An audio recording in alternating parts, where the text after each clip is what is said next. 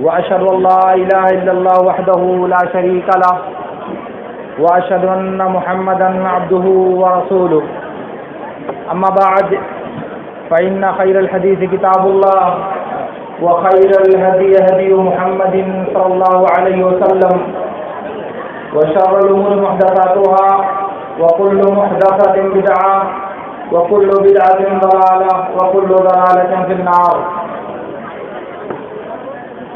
معزز حاضرین، قبل اس کے کہ میں اپنی گفتگو آگے بڑھاؤں، میں ان تمام لوگوں سے گزارش کرتا ہوں جو ویڈیو بنا رہے ہیں میری تصویر لینا بند کر دیں۔ آپ اگر کوئی آواز ریکارڈ کرنا چاہتا تو ریکارڈ کرے، مگر میری تصویر لینے کی آپ زحمت نہ کریں، اس لیے آپ سب لوگ اسے بند کر دیں اگر آپ لوگ ویڈیو بنا رہے ہیں تو، اور باقی جو کرنا ہے آپ کیجیے۔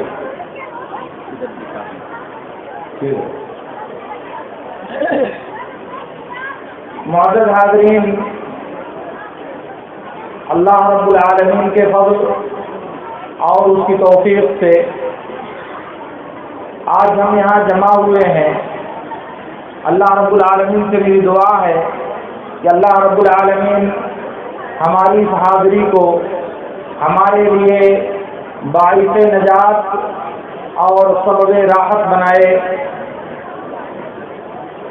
صحیح مسلم کی ایک روایت میں ہے، عبداللہ بن عباس رضی اللہ تعالیٰ عنہما کہتے ہیں کہ عرب کے لوگ مکہ جب حج کرنے کے لیے آتے تھے تو کوئی بھی آدمی اپنے کپڑوں میں اور اپنے لباس میں طواف نہیں کرتا تھا۔ ان کو قریش کے لوگ کپڑا دیتے تھے، اسی کپڑے میں وہ لوگ طواف کرتے تھے۔ مردوں کو قریش کے مرد اور عورتوں کو قریش کی عورتیں اپنے کپڑے دیتی تھیں، اور جس کو کپڑا نہیں ملتا تھا، چاہے مرد ہو اور چاہے عورت ہو، وہ ننگا یا ننگی ہو کر طواف کرتی تھی۔ اسی لیے حدیث میں آتا ہے کہ عورت طواف کرتے ہوئے جب قریش کے کپڑے نہیں پاتی تھی تو ننگے ہو کر طواف کرتی تھی اور کہتی تھی الیوم یبدو بعضہ او کلہ فما بدا منہ فلا احلہ، کہ آج پورا بدن یا جسم کا کچھ حصہ نظر آئے گا، اور جو نظر آئے گا ظاہر ہوگا میں اسے دوسروں کے لیے حلال نہیں کرتی۔ یہ حج کا ایک مقدس اور رب العالمین کے تقرب کا عمل ہے۔ اس میں حال یہ ہے کہ عورت بغیر کپڑے کے مادر ذات برہنہ ہو کر خانہ کعبہ کا طواف کرنے پر نہ صرف آمادہ ہے بلکہ بطور عبادت اسے انجام دیتی ہے۔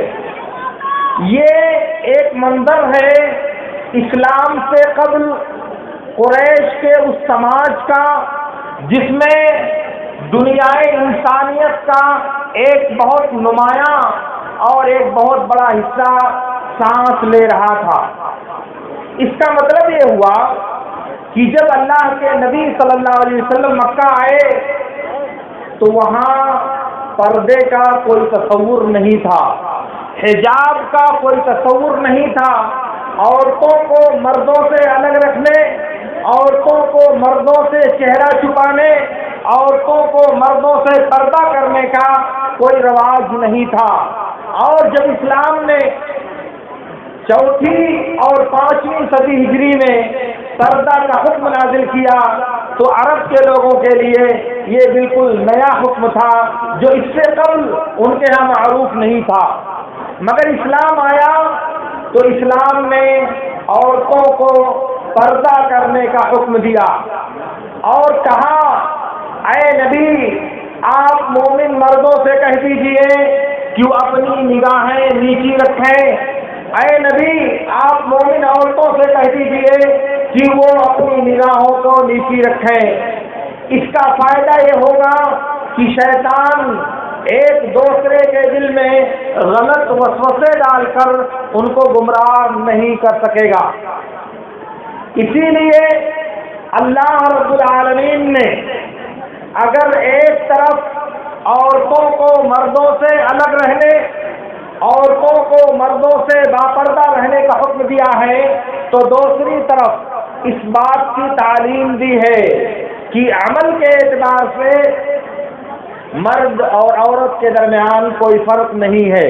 عمل کے اعتبار سے اللہ کے نبی صلی اللہ علیہ وسلم نے ارشاد فرمایا، جیسا کہ سنن ابو داؤد وغیرہ کی صحیح روایت میں ہے، انما النساء شقائق الرجال، عورتیں مردوں کی ہمسر اور ان کی مانند ہیں، اس لیے جس کام کا حکم مردوں کو دیا گیا ہے اسی کام کو کرنے کا حکم عورتوں کو بھی دیا گیا ہے۔ نماز پڑھنا مردوں پر فرض ہے، عورتوں پر بھی نماز پڑھنا اللہ تعالیٰ نے فرض کیا ہے۔ روزہ رکھنا مردوں پر فرض ہے، اللہ تعالیٰ نے عورتوں پر بھی روزہ رکھنا فرض کیا ہے۔ گویا کہ عبادت کے جتنے کام اللہ رب العالمین نے ہماری شریعت میں نازل کیے ہیں وہ یکساں طور پر مرد اور عورت دونوں پر لاگو ہوتے ہیں۔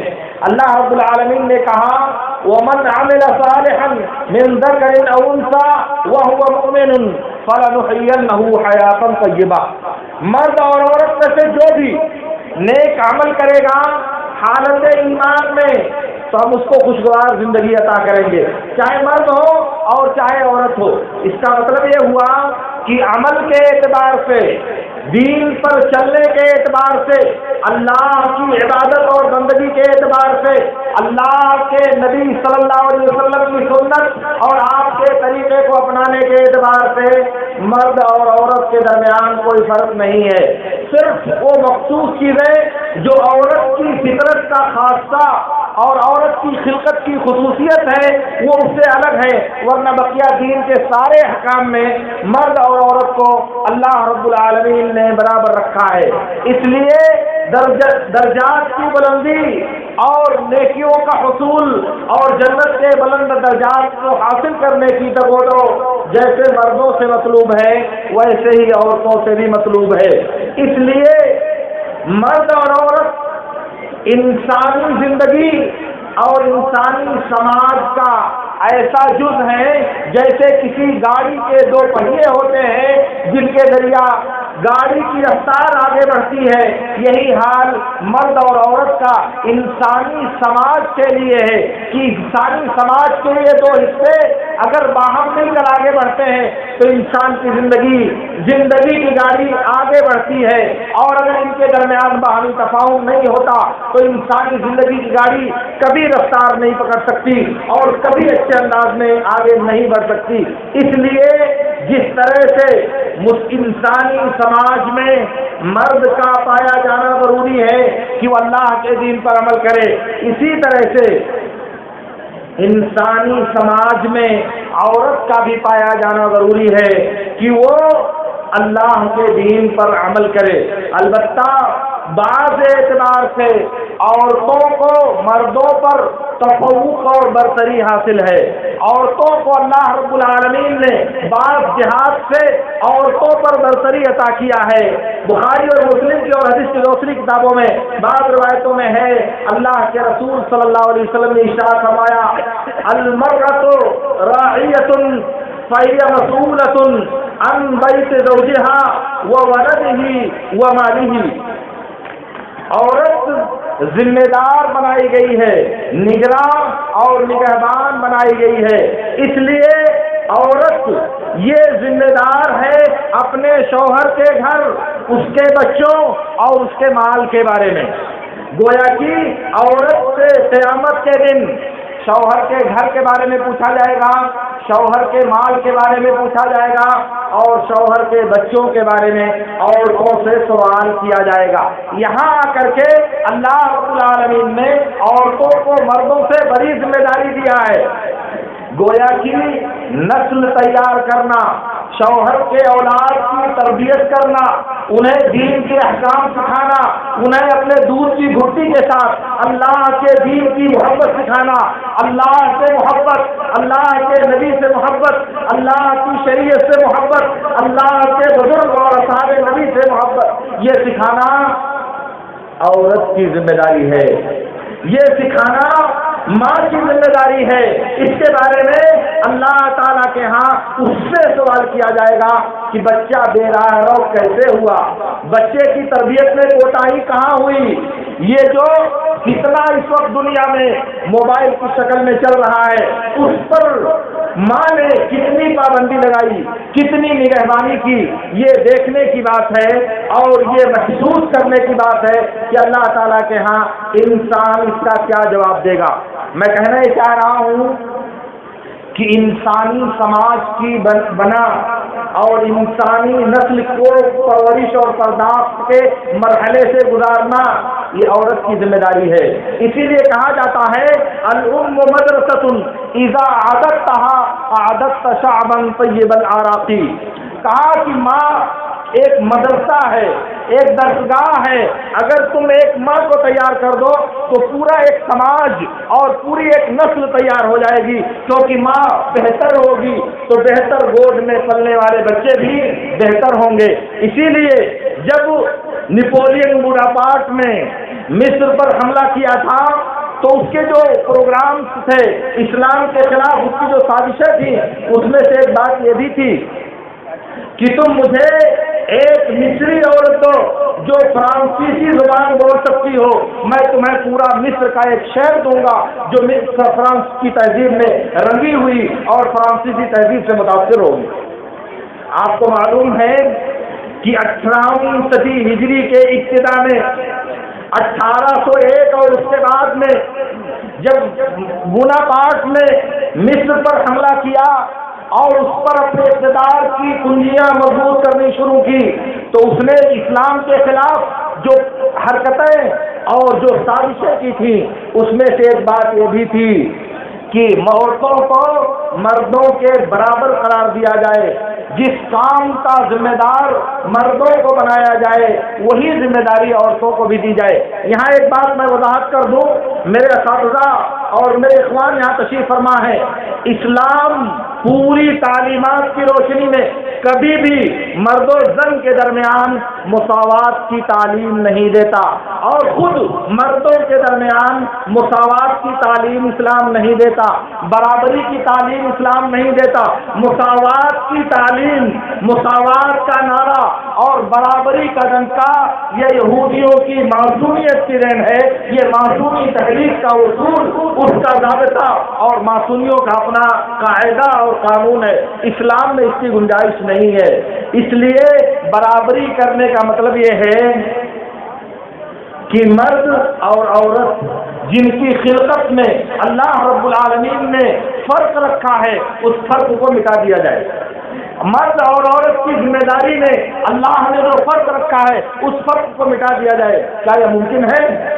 ظاہر ہے کہ نہیں۔ مرد مرد ہے اور عورت عورت ہے، مرد عورت نہیں بن سکتا اور عورت مرد کے کارنامے انجام نہیں دے سکتی۔ اسی لیے اللہ کے نبی صلی اللہ علیہ وسلم نے بہت سخت الفاظ میں تنبیہ کیا ہے، لعن اللہ المتشبہین من الرجال بالنساء ولعن اللہ المخنثات من النساء بالرجال۔ کہا کہ جو مرد عورت بننا چاہتے ہیں اور جو عورتیں مرد بننا چاہتی ہیں ان پر اللہ رب العالمین کی لعنت ہے۔ اس لیے اللہ کا جو نظام ہے وہ عدل کا نظام ہے، وہ انصاف کا نظام ہے، وہ مردوں کی برتری کو تسلیم کرنے کا نظام ہے، کیونکہ مرد کی ذمہ داری گھر کے باہر ہے اور گھر کے امور کی ذمہ داری عورت کو دی گئی ہے۔ اسی لیے اللہ رب العالمین نے حکم دیا ہے وَلَا تَبَرَّجْنَا تَبَرُّجَ الْجَاهِلِيَّةِ الْأُولَىٰ، بے پردہ ہو کر کے تم گھروں سے باہر مت نکلو جیسے جاہلیت کی عورتیں نکلا کرتی تھی۔ اور اسی لیے اللہ کے نبی صلی اللہ علیہ وسلم نے ارشاد فرمایا، بخاری اور مسلم کی روایت میں ہے، أُذِنَ لَكُنَّ أَن تَخْرُجْنَ لِحَاجَتِكُنَّ، اے عورتوں کی جماعت تمہیں اجازت دی گئی ہے کہ تم اپنی ضرورت کے لیے گھر سے نکل سکتی ہو۔ اس کا مطلب یہ ہوا کہ عورت کی جو جائے قرار ہے، اس کی سکونت کی جو جگہ ہے، وہ اس کا گھر ہے۔ بازاروں میں پھرنا، چوراہوں پر گھومنا اور دوسری جگہوں پر اگر ضرورت ہے، حاجت اور مجبوری ہے تو اس کے لیے نکلنا جائز ہے، ورنہ بے مقصد، بے فائدہ اور بعض مادی اسباب کی بنیاد پر ان کا گھروں سے نکلنا اللہ اور اس کے رسول کے حکم کی مخالفت ہے۔ تو میں کہہ رہا تھا کہ عورتوں کے خلاف جو محاذ بنایا گیا تھا، عورتوں کو گھر کی چہار دیواری سے نکالنے کے لیے اور ان کو مردوں کے برابر لا کر کھڑا کرنے کے لیے جو تحریک چلائی گئی تھی، اس کا سب سے بڑا مرکز دنیا میں قاہرہ اور مصر تھا۔ اور 1800 کے بعد اگر آپ اس تاریخ پر نظر ڈالیں تو عالم عربی کا وہ ایک مرکز تھا جو عرب کی سرحد پر اور یورپ کے بیچ میں ایک ایسا افریقی ملک ہے جو گورا افریقہ کہلاتا ہے۔ وہاں یورپ سے بھی تعلق ہے اور ایشیا کا مرکز ہے، اور پھر وہ خود یورپ ہے، وہ خود افریقہ ہے۔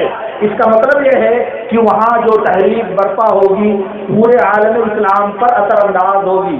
اسی لیے اگر آپ دیکھیں گے تو وہاں اگر ایک طرف آپ کو جمال الدین افغانی، رشید رضا اور اس طرح کے دوسرے لوگ ملتے ہیں تو آپ کو وہیں پر سعد زغلول، طاہا امین، احمد حسین، دریہ شفیق، ہدا شعراوی، نجیب محفوظ اور اس جیسے حیا باختہ اور حیا سے عالی انسان بھی اس زمانے میں دکھائی دیتے ہیں جنہوں نے عورتوں کے پردے کی اتنی زبردست مخالفت کی، اس قدر مخالفت کی کہ اگر آج وہ تاریخ میں آپ کے سامنے رکھوں تو آپ دانتوں سے انگلی دبانے پر مجبور ہو جائیں گے۔ لیکن میں کہنا یہ چاہ رہا تھا کہ اسلام نے عورتوں کو جو تقدس، جو شرف اور جو فضیلت عطا کیا ہے وہ دنیا میں کسی بھی نظریہ، کسی بھی علم، کسی بھی تحریک اور کسی بھی دھرم سے نہیں ہو سکا۔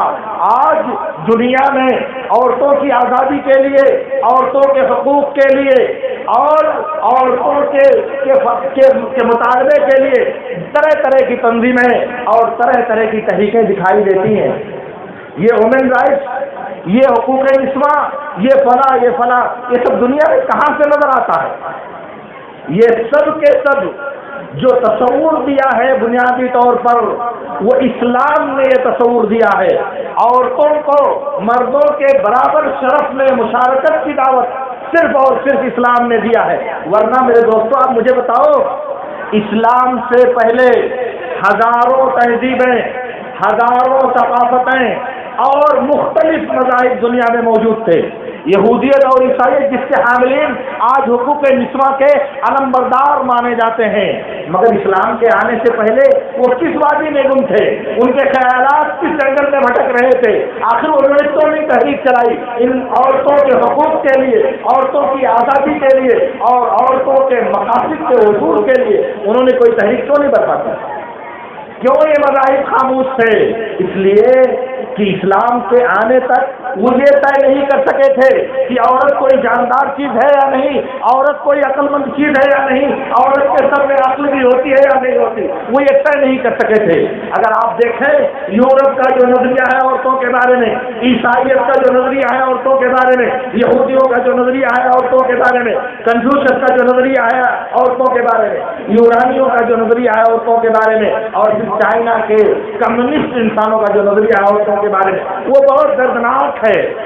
مگر جب اسلام آیا تو اسلام نے عورتوں کے حقوق کی آواز بلند کیا، عورتوں کو مردوں کے برابر لا کر کھڑا کیا اور ان کو ان تمام امور میں شریک کیا جن امور کا حکم اللہ رب العالمین نے مردوں کو دیا تھا، اس میں عورتوں کو بھی اللہ رب العالمین نے شریک کیا اور کہا کہ جو بھی مرد یا عورت حالت ایمان میں نیک کام کرے گا تو ہم اسے خوبصورت زندگی دیں گے، خوشگوار زندگی دیں گے، چاہے مرد ہو اور چاہے عورت ہو۔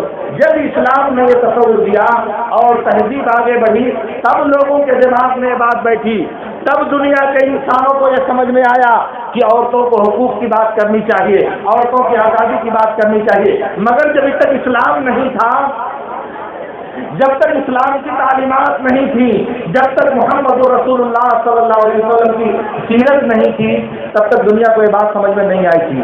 اس لیے اسلام سے پہلے آپ دیکھ لیں دنیا کی کسی بھی تہذیب کے بارے میں اور دنیا کے کسی بھی تمدن کے بارے میں اور دنیا کے کسی بھی مذہب کے بارے میں آپ کو وہ صداقتیں نظر نہیں آئیں گی۔ مگر جب اسلام آیا تو آج دنیا کے لوگ ہنگامہ کرتے ہیں کہ اسلام عورتوں پر پابندی لگاتا ہے، اسلام عورتوں کو مقید کر کے رکھنا چاہتا ہے، اسلام عورتوں کی آزادی کو طلب کرتا ہے۔ لیکن میرے دوستوں، آپ ذرا ہوش کے ناخن لے کر اس بات کو تصور میں لائیے کہ ایک عورت مکے کی سرزمین پر بچی بن کر جب پیدا ہوتی ہے تو ان کو یہ گوارا نہیں ہے کہ اسے زندہ رہنے دیا جائے، کیونکہ اگر یہ زندہ رہے گی تو کل ہماری بدنامی کا سبب بنے گی، عزت لٹائے گی، شادی کرنے پڑے گی، اس لیے اس کو زندہ درگور کر دیا جائے، دفن کر دیا جاتا تھا اسے۔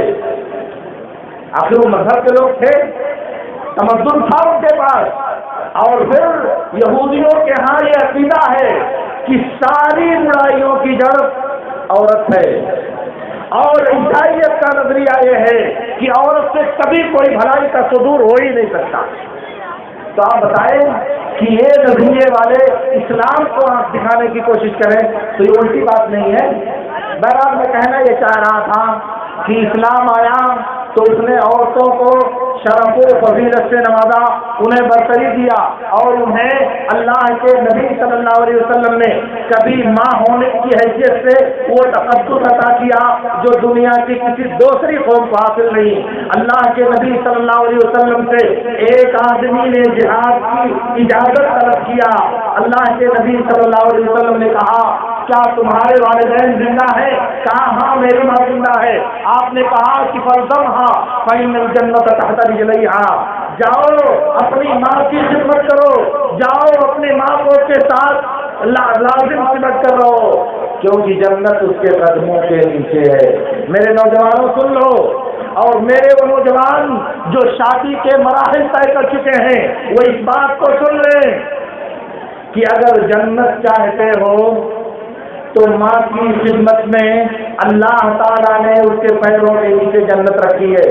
عورت کی محبت میں اور بیوی کی محبت کی دیوانگی میں ماں پہ انگلی اٹھانے والوں اور ماں کو اپنی تنقید کا نشانہ بنانے والے انسانوں، ہوش کے ناخن لو اور سمجھ لو کہ یہ ماں وہ ہے جس نے 9 مہینے تک آپ کو پیٹ میں رکھ کر دنیا کی تمام سختیاں برداشت کی، آپ کے آرام کے لیے اپنے آرام کو قربان کر دیا، آپ کی راحت کے لیے اپنی راحت کو فدا کر دیا، مگر آپ کو تکلیف نہیں پہنچنے دیا۔ وہ ماں وہ ہے جس کو آج آپ دکھانے کی پوزیشن میں ہو کہ ماں تو ایسا کیوں بولتی ہے، تو یہ بات کیوں کہتی ہے۔ بہت دردناک بات ہے میرے دوستو، جب آپ اس درد سے گزرو گے اور اس درد کا مشاہدہ کرو گے تب آپ کو اس درد کا احساس ہوگا۔ تو میں کہہ رہا تھا کہ اسلام نے عورت کو کبھی تقدس دیا ہے ماں کی حیثیت سے، اور کبھی تقدس دیا ہے بیٹی اور بہن کی حیثیت سے، اور کبھی مرتبہ عطا کیا ہے شریک حیات ہونے کی حیثیت سے۔ نبی صلی اللہ علیہ وسلم نے کہا من عال جاریتین حتی تبلغ انا وهو یوم القیامت کہاتین، کہا جس نے 2 لڑکیوں کی پرورش کیا یہاں تک کہ وہ مرحلے بلوغت میں داخل ہو جائے، قیامت کے دن میں اور وہ اس طرح سے ہوں گے۔ آپ نے شہادت کی اور بیچ والی انگلی دونوں اٹھائی، یعنی بہت قریب ہوگا میرے قیامت کے دن۔ وہ کون؟ جو 2 لڑکیوں کی پرورش کرتا ہے، ان کے اوپر خرچ کرتا ہے۔ ایک روایت میں ہے ام المومنین عائشہ رضی اللہ تعالی عنہا کے گھر ایک سوال کرنے والی آئی، مانگنے والی آئی۔ ام المومنین کہتے ہیں کہ میرے پاس صرف 1 کھجور تھی، میں نے وہ کھجور کو دے دیا، اس نے اس کھجور کو لیا، اس کو توڑ کیا, آدھا ایک بچی کو دیا, دوسری بچی کو دے دیا اور خود بھوکی رہ گئی. نبی صلی اللہ علیہ وسلم آئے تو آپ سے میں نے بیان کیا, آپ نے کہا کہ یہ جو ان بیٹیوں پر جو صبر کرے گا, ان کی طرف سے پریشانیوں کو برداشت کرے گا, وہ جنت میں میرے ساتھ ہوگا. یہ کیا ہے؟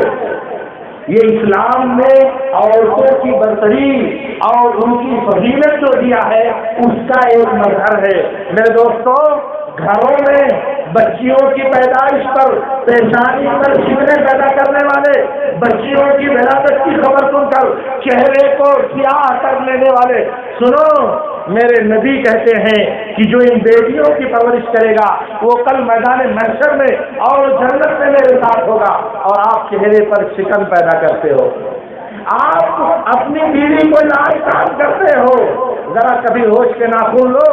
بچے یا بچی کی پیدائش میں عورت کا کیا دخل ہے؟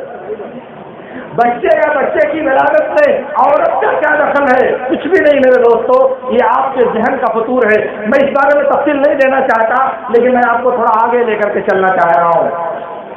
عورتوں کو اللہ رب العالمین نے سماج کی بنیاد برپا کرنے کی ذمہ داری دیا ہے.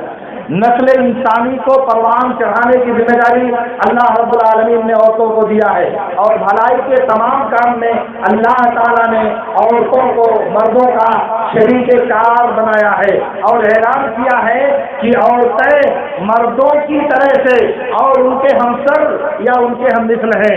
اس لیے عورت مردوں سے کم نہیں ہے, عورت کا مقام و مرتبہ عورتوں سے فروتر نہیں ہے, یہ ہمارے اپنے جناب کا قصور ہے. البتہ دائرے عمل بچا ہوا ہے, ذمہ داریاں تقسیم ہیں. ایک ادارہ ہوتا ہے, گھر بھی ایک ادارہ ہے. ایک ادارے میں ایک ناظم ہوتا ہے, ایک صدر ہوتا ہے, ایک استاد ہوتا ہے, ایک چپراسی ہوتا ہے, ایک ملازم ہوتا ہے, ایک کلرک ہوتا ہے, ایک دفتری ہوتا ہے. ذمہ داریاں بٹی ہوئی ہیں. تو کمرے میں تھوڑی سی کوئی برتر ہے اور کوئی بدتر ہے, یہی حال گھر کا ہے. باہر کے امور کی ذمہ داری اللہ نے مرد کے سر ڈالی ہے.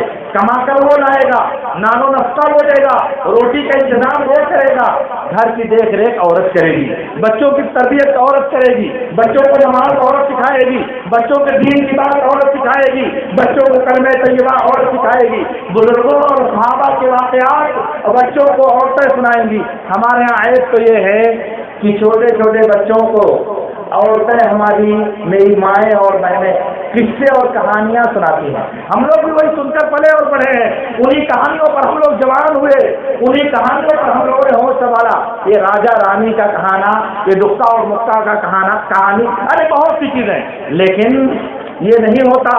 ان کو نبی صلی اللہ علیہ وسلم کی سیرت کے واقعات سنانا چاہیے.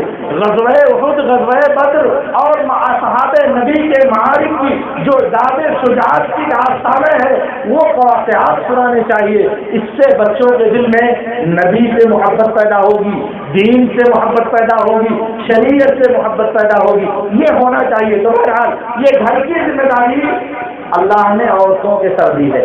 اب اگر عورت پڑھی لکھی ہے, دین سمجھتی ہے, سیرت کا علم رکھتی ہے, تو اللہ رب العالمین کی طرف سے یہ بہت بڑا فضل ہے اس کے لیے کہ وہ اپنے بچوں کو دین کی بات سکھائے گی, نبی کی سیرت کے واقعات سنائے گی, صحابہ کی زندگی سنائے گی, اور ائمہ دین کے واقعات سنائے گی. اور جس بچے کی گھٹی میں یہ چیزیں داخل کر دی جائیں, آپ کیا سمجھتے ہیں کہ اس کو دین سے محبت نہیں ہوگی, اس کو نبی سے محبت نہیں ہوگی, اس کو شریعت سے محبت نہیں ہوگی؟ ظاہر ہے کہ ایسا نہیں ہو سکتا. اس لیے اللہ رب العالمین نے طریقے کار کے مطابق ذمہ داریاں تقسیم کی ہیں.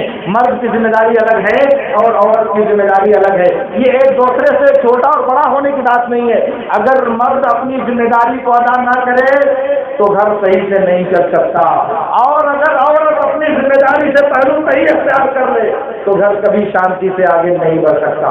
دونوں کی ذمہ داریاں اپنی جگہ پر اہم ہیں, دونوں کے فرائض منصبی اپنی جگہ پر گھر کے کو پرسکون رکھنے کے لیے انتہائی زیادہ ضروری ہے. اس لیے میری ماؤں اور بہنوں کو اس بات کو اچھی طرح سمجھنا چاہیے اور اس ذمہ داری کے بوجھ کو محسوس کر کے اسی کے دائرے میں خود کو ڈالنے کی کوشش کرنی چاہیے. میرے دوستوں, آپ سنیں صحیح مسلم کی ایک روایت میں ہے، ایک دن اللہ کے نبی صلی اللہ علیہ وسلم کھڑی دوپہر میں گھر سے باہر نکلے، گزرگاہ کی ایک جگہ پر پہنچے تو دیکھا کہ وہاں ابو بکر و عمر دونوں پہلے سے موجود ہیں۔ آپ نے کہا اس دھوپ میں، اس بے وقت تم کو کون سی چیز یہاں لائی ہے؟ اس چلچلاتی دھوپ میں تم یہاں کیوں آئے ہو؟ کہا اللہ کے رسول بھوک کی وجہ سے نکل کر کے آئے، بھوک کی شدت میں گھر سے باہر نکال دیا۔ اللہ کے نبی نے صلی اللہ علیہ وسلم نے کہا واللہ ما اخرجنی الا الجوع، مجھے بھی یہی پریشانی ہے، بھوک کی وجہ سے میں بھی نکل کر یہاں آیا ہوں۔ اس کے بعد نبی صلی اللہ علیہ وسلم نے اپنے ان دونوں صحابہ کو لیا اور لے کر کے ابو الہیثم ابن الطیحان انصاری رضی اللہ تعالیٰ عنہ کے گھر گئے۔ گھر میں پہنچے تو ابو الہیثم موجود نہیں تھے، ان کی اہلیہ تھی۔ ان سے پوچھا کہ ابو الہیثم کہاں گئے؟ اس نے کہا اللہ کے نبی صلی اللہ علیہ وسلم وہ تازہ اور شیریں پانی لینے کے لیے گئے ہیں۔ یہ گفتگو ہو ہی رہی تھی کہ اتنے میں ابو الہیثم الطحان کھجوروں کے کچھ گچھے اور پانی لے کر کے اپنے گھر پہنچ گئے۔ دیکھا تو بہت خوش ہوئے، معانقہ کیا، چمٹ گئے اللہ کے نبی صلی اللہ علیہ وسلم سے، اور اس کے بعد کھجوروں کا گچھا نبی صلی اللہ علیہ وسلم کے پاس رکھا اور کہا کہ اس میں سے چن چن کر آپ کھائیں۔ آپ نے کہا کہ تم ہی چن کر کے ہمارے لیے رکھ دو، جو کھجوروں کے بارے میں تمہارے باپ کے ہیں، تم کو زیادہ معلوم ہوگا کون اچھی ہے کون اچھی نہیں ہے۔ پھر انہوں نے کھجور کھانے شروع کیے۔ ادھر ابو الحسن الطحان نے چھری لیا اور بکری ذبح کرنے کے لیے گئے اور کہا آج مجھ سے زیادہ باعزت مہمان دنیا میں کسی کے پاس نہیں ہے۔ اللہ کے نبی نے جب سنا تو کہا کہ دیکھو دودھ والا جانور مت ذبح کرنا، ایاک والحلوب، دودھ والا جانور مت ذبح کرنا۔ اس سے معلوم ہوا کہ دودھ والا جانور چاہے ذبح کیا جائے گوشت کھانے کے لیے، چاہے عقیقہ کرنے کے لیے اور چاہے قربانی کرنے کے لیے، اسے ذبح کرنا جائز نہیں ہے۔ پھر اس کے بعد وہ جانور ذبح کر کے لائے اور اللہ کے نبی صلی اللہ علیہ وسلم کو پیش کیا۔ آپ لوگوں نے سیر ہو کر کے، تینوں لوگوں نے آسودہ ہو کر کے کھایا، ٹھنڈا پانی پیا۔ اللہ کے نبی صلی اللہ علیہ وسلم نے کہا کہ تم سے کل قیامت کے دن اس نعمت کے بارے میں سوال کیا جائے گا۔ انہوں نے کہا اللہ کے رسول اس نعمت کے بارے میں ہم سے سوال ہوگا؟ کہا ہاں، تم لوگ گھر سے بھوکے نکلے تھے، واپس اس وقت تک نہیں گئے جب اللہ رب العالمین نے جب تک تم کو شکم سیر نہیں کر دیا۔ یہ اتنا مسلم کی روایت ہے۔ اس کے آگے مسلم احمد کی روایت میں ہے، اللہ کے نبی صلی اللہ علیہ وسلم نے پوچھا کہ ابو الحسن تمہارے پاس کوئی خادم نہیں ہے؟ آپ نے دیکھا کہ گھر کے سارے کام یہ خود کر رہے ہیں یا ان کی بیوی کر رہی ہے؟ گھر کے سارے کام جو بھی تیار کرنا ہے، مہمانوں کی ضیافت کرنی ہے، ان کی خدمت کرنی ہے، ان کی مہمان نوازی کرنی ہے، سب خود یہی لوگوں کی آدمی کر رہے ہیں۔ اللہ کے رسول نے پوچھا کیا تمہارے پاس کوئی خادم نہیں ہے؟ کہا نہیں اللہ کے رسول ہمارے پاس کوئی خادم نہیں ہے۔ اللہ کے نبی صلی اللہ علیہ وسلم نے کہا کہ دیکھو جب ہمارے پاس قیدی آئیں تو ہمارے پاس آ جانا۔ ایک مرتبہ دو قیدی اللہ کے رسول صلی اللہ علیہ وسلم کے پاس آئے تو ابو الحسن الطحان کو اللہ رسول نے بلایا، بھیجا کہ جاؤ ان کو بلاؤ۔ وہ آئے تو اللہ کے نبی صلی اللہ علیہ وسلم نے ان سے کہا ان دونوں میں سے کسی ایک کو لے لو، جس کو چاہو ان میں سے منتخب کر لو۔ انہوں نے کہا اللہ رسول آپ ہی منتخب کر دیجیے، آپ ہی میرے لیے ان میں سے کسی ایک کو چن دیجیے۔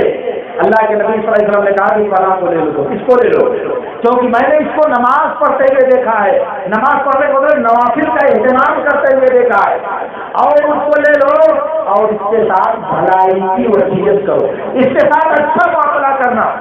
لے کر کے گھر پہنچے، واقعہ بتایا کہ ایسے ایسے پیش آیا ہے اور اللہ کے رسول صلی اللہ علیہ وسلم نے مجھ سے کہا ہے کہ اس کے ساتھ بھلائی کا معاملہ کرنا، اس کے ساتھ اچھائی کا معاملہ کرنا۔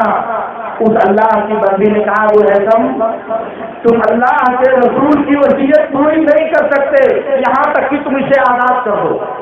جب اگر تم اسے آزاد کر دیتے ہو تو اللہ کے رسول کی وصیت پوری کر سکتے ہو، ورنہ تم اللہ کے رسول کی وصیت پوری نہیں کر سکتے ہو۔ انہوں نے کہا کہ جاؤ تم اللہ کے لیے آزاد ہو۔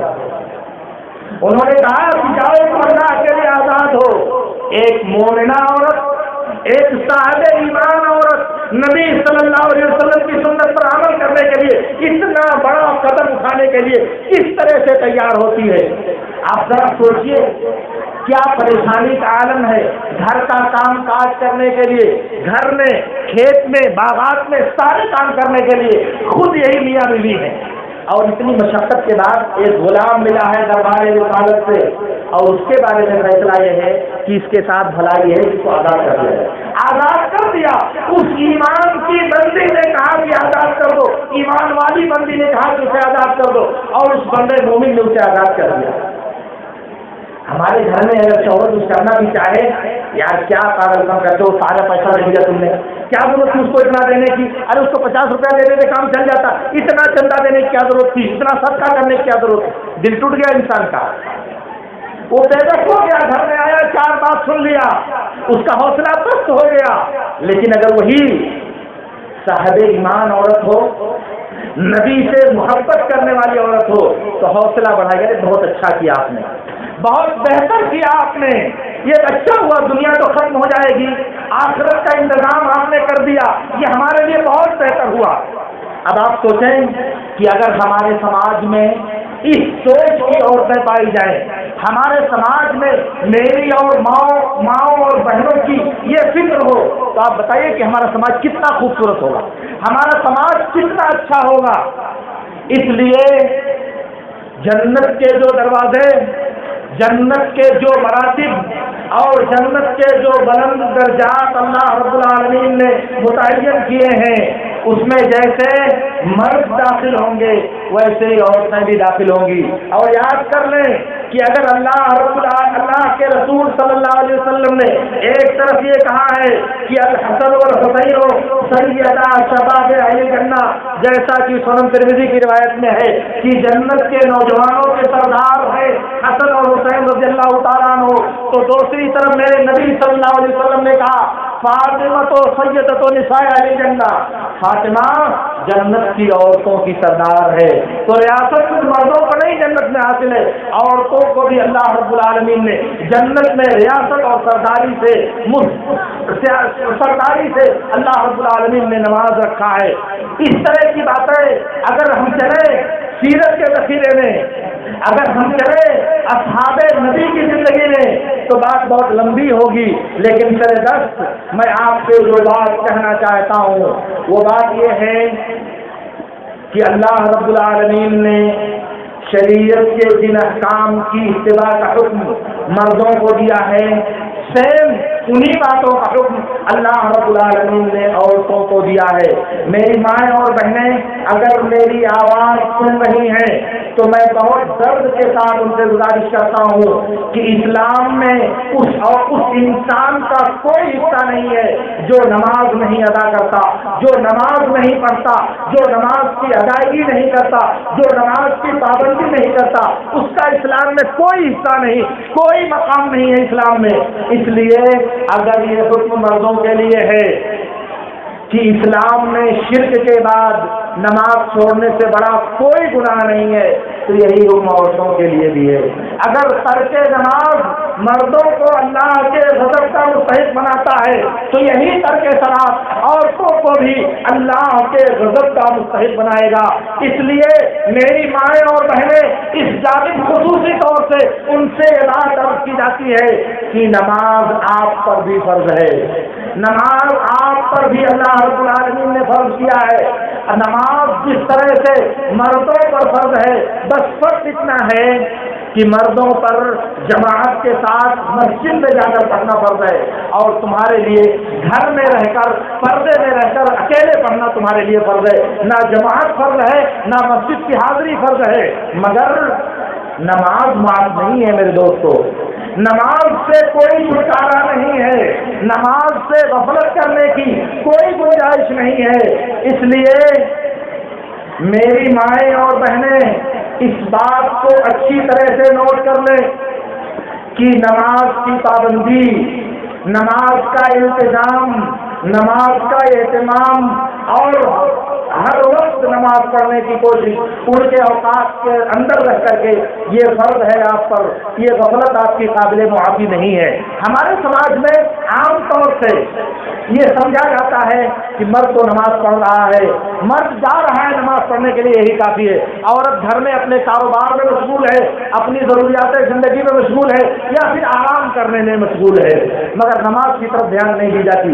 और इसी के साथ मैं अपने जिम्मेदारों से, सरपरस्तों से, नौजवानों से और बीवियों के शौहरों से या लड़कियों के बापों से इस बात की गुजारिश करता हूँ कि आपकी जिम्मेदारी है कि ये इस पर नजर रखें कि आपकी बीवी, आपकी बेटी नमाज पढ़ती है या नहीं पढ़ती।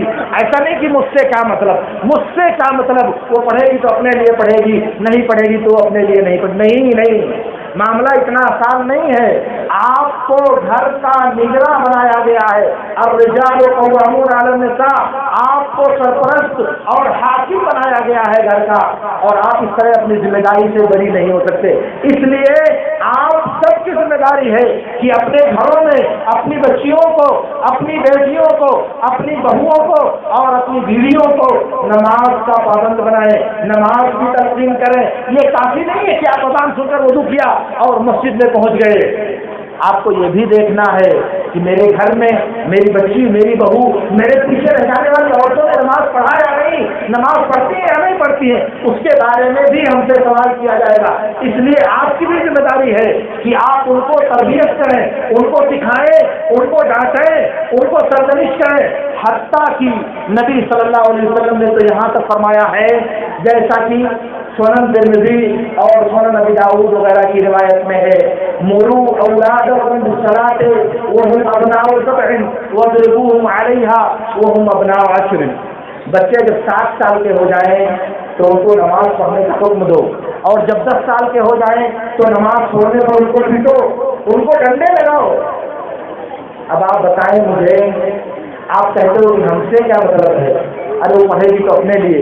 यहाँ मेरे नबी सल्लल्लाहु अलैहि वसल्लम ने कहा कि उसे मारो, उसे सजा दो, उसे सरजनिश करो, उसे थप्पड़ लगाओ, डंडे लगाओ उसे नमाज छोड़ने पर। तो आप सरपरस्त होने की हैसियत से, एक गार्जियन होने की हैसियत से आप जिम्मेदारी से बरी नहीं हैं। इसलिए आपसे भी गुजारिश है कि इस जिम्मेदारी का जवाब देने के लिए, अल्लाह के सामने अपनी जवाबदेही के लिए अभी से सवाल तक का जवाब तैयार कर लें, अभी से अपने आप को तैयार कर लें।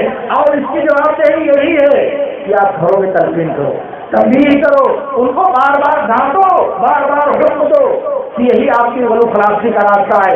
आप कहेंगे नहीं मानेगी, आप हुक्म दोगे नहीं इताअत करेगी, तो उसकी जिम्मेदारी होगी, मगर कहना आपके ऊपर फर्ज है, कहना आपकी जिम्मेदारी है, तंबीह करना आपकी जिम्मेदारी है, डांटना आपकी जिम्मेदारी है, और आपको उन्हें सख्त और सुस्त कहना आपकी जिम्मेदारी है। आप कहें, कोशिश करें, और बकिया अंजाम तक पहुंचाना और दिल में बैठाना ये अल्लाह रब्बुल आलमीन का काम है। इसलिए मेरे दोस्तों, ये जो बातें मैंने आपसे अर्ज किया है, उसमें मैं सिर्फ ये बात कहना चाहता हूँ कि अल्लाह रब्बुल आलमीन ने जैसे मुसलमान मर्दों को इबादत करने का हुक्म दिया है, ऐसे ही मुसलमान औरतों को भी अपनी बंदगी करने का हुक्म दिया है। दीन के जो काम मर्दों से मतलूब हैं, वही काम औरतों से भी मतलूब है। इसलिए अगर मर्द खामिद होने की हैसियत से बाहर के उमूर का जिम्मेदार है, कमा कर लाने का जिम्मेदार है, तो औरत रज़ीक़े हयात होने की वजह से, बच्चों की माँ होने की वजह से वो घर के तमाम उमूर की जिम्मेदार है। उससे अल्लाह रब्बुल आलमीन के यहाँ उसकी जिम्मेदारी के बारे में सवाल किया जाएगा। अल्लाह रब्बुल आलमीन की मेरी दुआ है कि अल्लाह रब्बुल आलमीन हमें इन बातों को समझने और इन पर अमल करने की तौफीक अता फरमाए। व आखिरु दावाना अनिल हम्दुलिल्लाहि रब्बिल आलमीन। अक़ूलु लकुम मा तस्मऊन व अस्तग़फिरुल्लाह ली व लकुम।